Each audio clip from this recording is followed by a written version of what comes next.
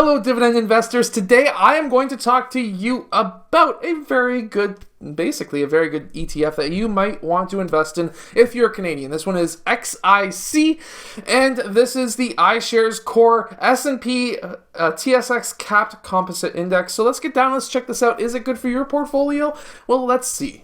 So the first thing, because I am a dividend investor, is what's the dividend? And the dividend is 2.7%.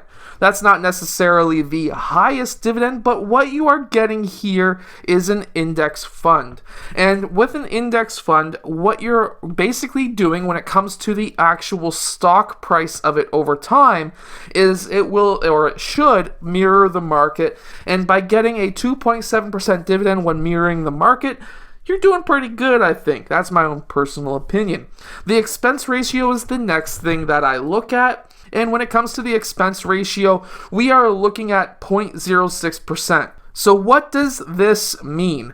Well, this basically means for every $100 that we put into this ETF, we will need to pay the ETF creator, which is iShares, 0.06 cents. So 6 cents for every $100 that we put in. So if we put in, let's say 1,000, we basically add a zero, and it would be 60 cents every year that we have to pay them. And what you're hoping for is for the stock market to increase more than that every year, and I can almost guarantee you that that will happen pretty much 99% chance every single year. So is that good? Yes. With an added dividend, amazing. What should you do with the dividend? The dividend should be, in my opinion, reinvested, but reinvested in a different ETF.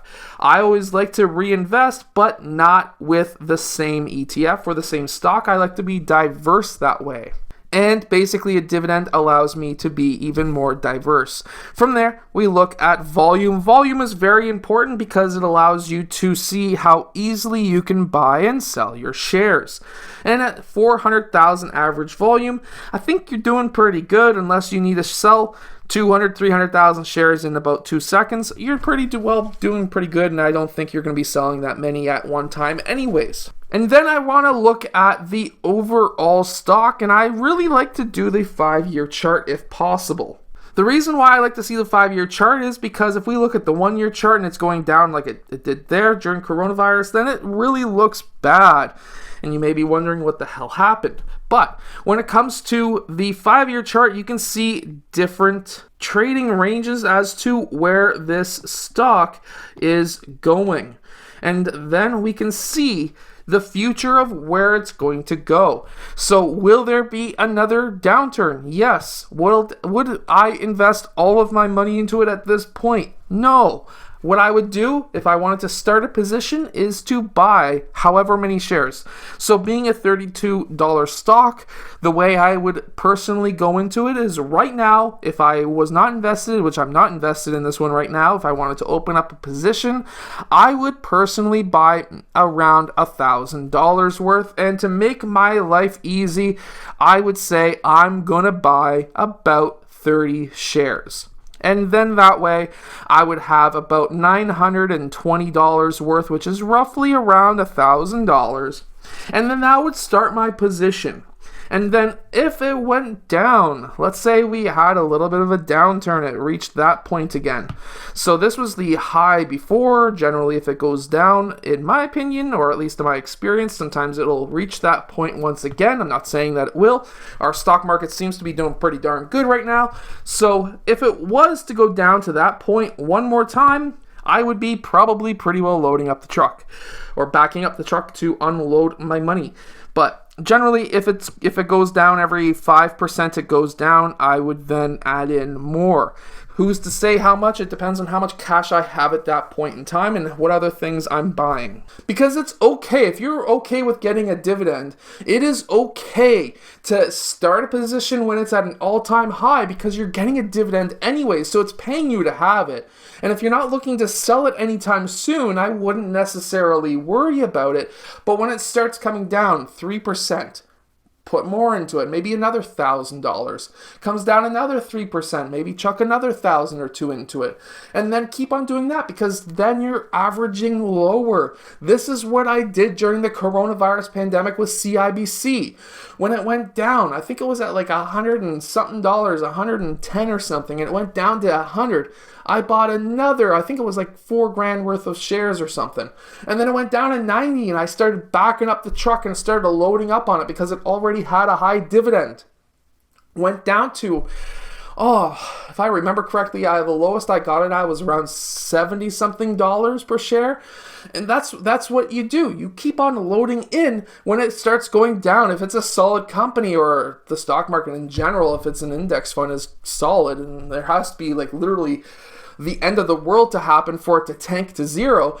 So will that happen? There's always that chance, but I really doubt that will happen. The other thing I like to look at is the past dividend. Do they increase it? And I like to look at June's. So June is my birthday. So June, and then we have another June there. And do they increase? We have 19.7, then we have 21.6, and then they have 21.9. It increased. It even increased during coronavirus. So is it good to buy for a dividend? I say yes. And then the last thing I look at is the top 10 holdings. Do they support my investment portfolio or my investment theories? And this one does. It has banks galore. I like banks. It has so many banks. It's amazing. And then it has TC Energy, which some people may disagree. It also has Enbridge. Some people might disagree with that, but let's face it, that is the Canadian economy. Right there is oil. We need to get that oil out before it's worth nothing. And then we have Shopify, which is the future. We have CNR, which is an oil play in my opinion. And then we have Brookfield Asset Management, which is a money play. And then we have Canadian Pacific Railway, which is sort of, kind of, in a way, an oil play, because, of course, National Railway and Pacific Railway, they both actually ship oil. Maybe not as much with Canadian Pacific, but the CNR ships quite a bit of oil. And this is the Canadian economy in a whole. It's literally the top 10 companies in Canada. So you're not going to go wrong. And then I like to look at the top 3 companies and look at if they are good companies. Of course, volume is amazing for Royal Bank of Canada. It's the biggest company in Canada, at least at this point in time.